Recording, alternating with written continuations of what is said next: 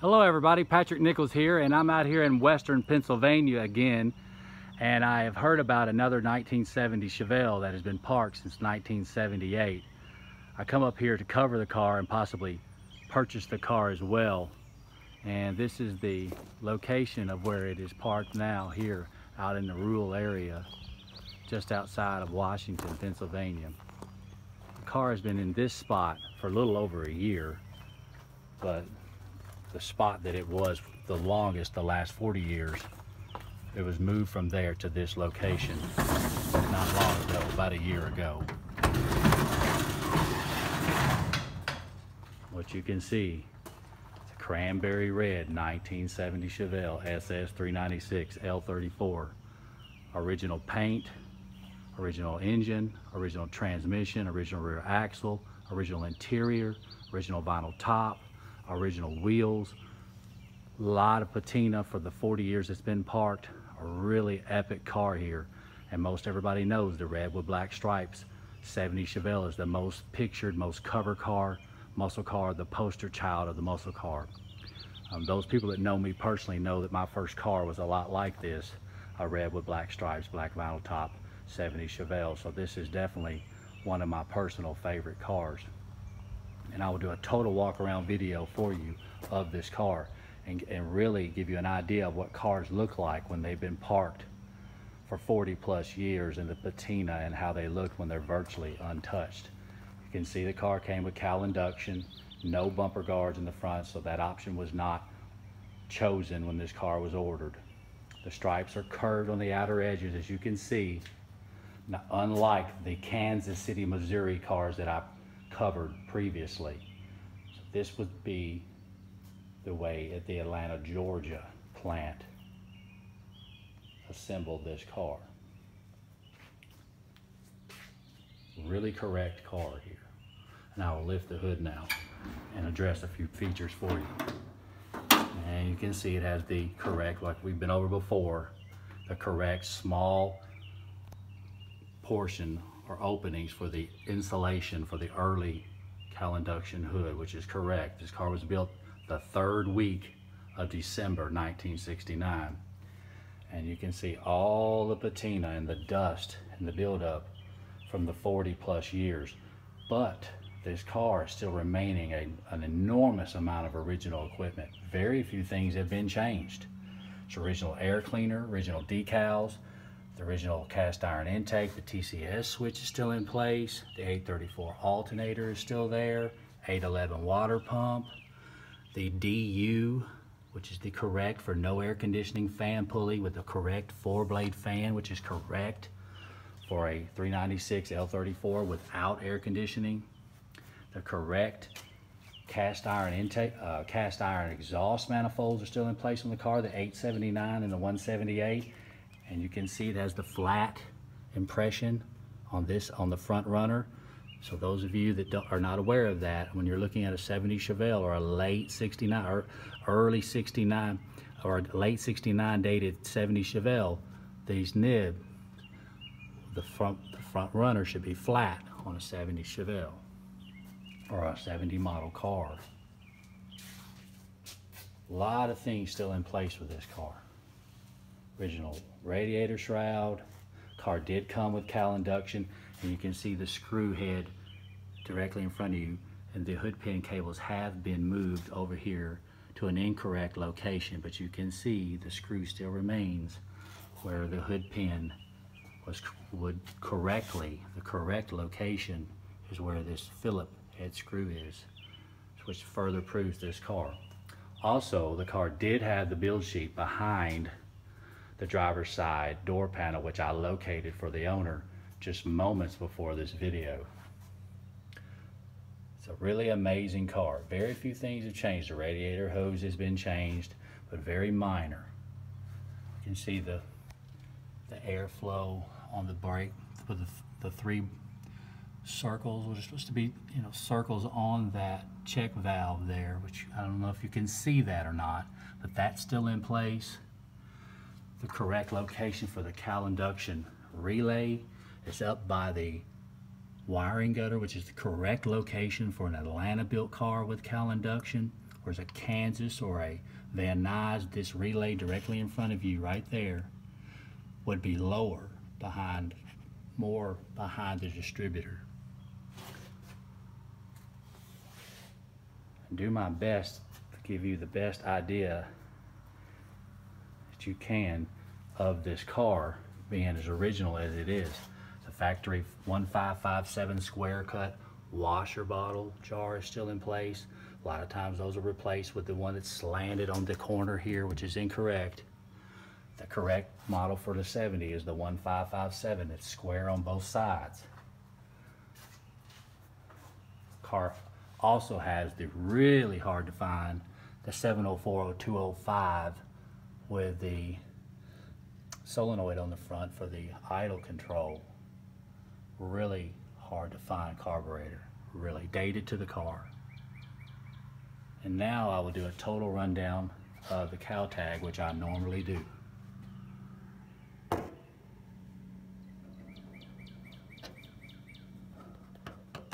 Okay, 1970 for 1970, 13637, two-door hardtop.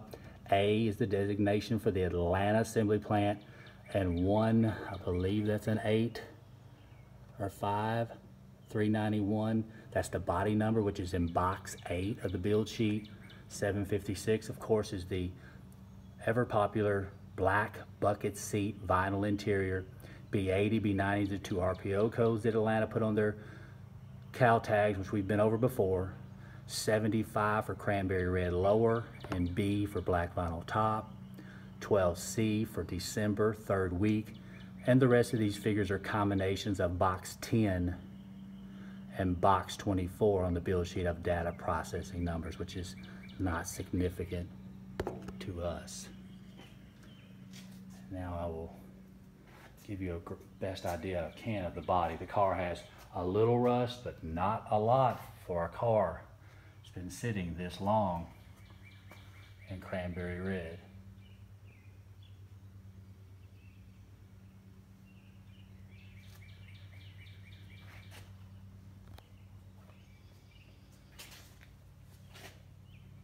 You can see Pennsylvania, 1978. It's the last time this car was legal for the street. A lot of things unaltered about this car. Now I'll give you some shots of the interior. You can see the car came with bucket seats, console, M20 transmission, and it has instrument U14 instrument panel gauges, and you can see the 5500 red line on that this tach, which is correct for an Atlanta built L34, all L34s. But there was a short period of time up until about May that the LS5 cars in Atlanta had the incorrect small block tach, which we've been over, that red lined at 5,000. Factory steering wheel, factory bucket seats. It appears the lower portion of this bucket seat has been recovered, and it appears to have the original carpet. And those of you not aware, how you can tell a lot of times on an original carpet car, there's always will be about a 5 to 6 inch gap under the seat on original carpet car. So if you have a bench seat, the gap will run pretty much door to door. But if it's a bucket seat car, it's just under the bucket seats, of course, and then it's carpeted where the console is. So remember that there's always a gap under the seats on an original carpet car. It still retains the original carpet. Factory vinyl top still in place. The seams are in the correct location. And you can see before this video, we cleaned the tires.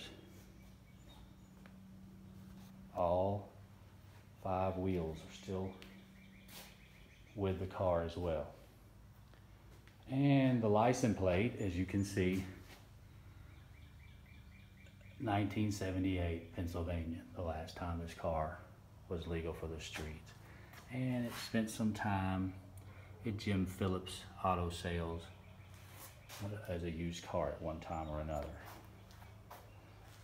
But it has not changed hands since 1978. And now I'll give you some shots inside of the trunk of this car.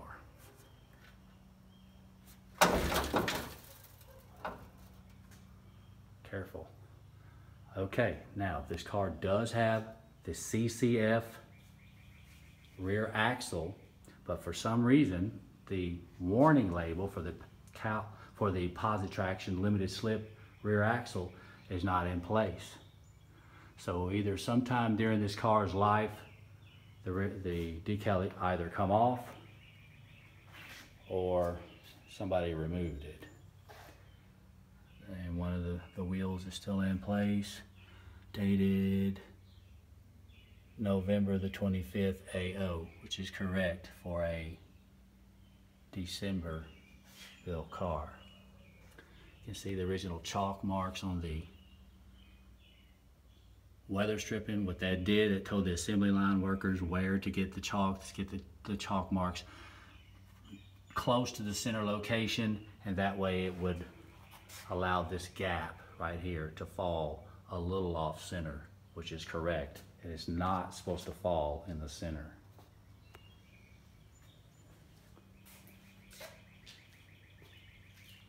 Really nice car, and a really straight body for being parked since 1978. And I'm doing my best to give you an idea of what a really cool car looks like when it was parked, when it was virtually brand new and untouched. Again, the build sheet was removed from the driver's side door panel by me just moments ago. And you can see the car still retains the Muncie shifter as well, which is almost always changed really fast. A lot of dust, a lot of dirt. You can see the correct bucket seat. So I know it's dark, but you can see the correct bucket seat blower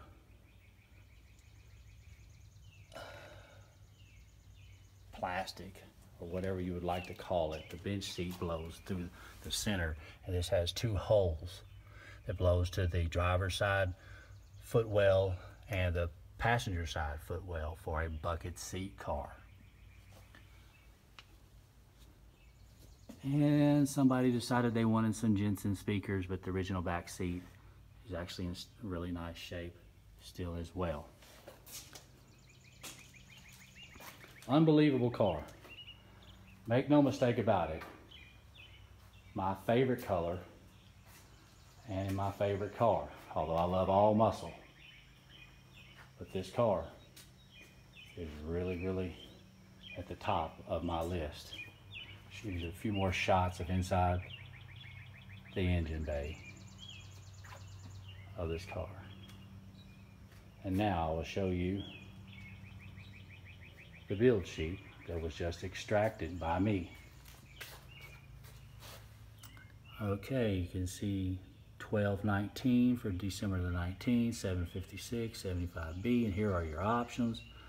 Bucket seats, door edge guards, vinyl top, console, hood and deck stripes, which is standard on Cowl Induction, Posit Traction, which proves the car should have a limited slip decal under the deck lid, M24 speed, instrument panel gauges, 75 lower, black vinyl top, black trim, special duct hood, which is Cowl Induction, and customer order. And it was sold at Book Chevrolet at 2633 West Liberty Avenue in Pittsburgh, Pennsylvania.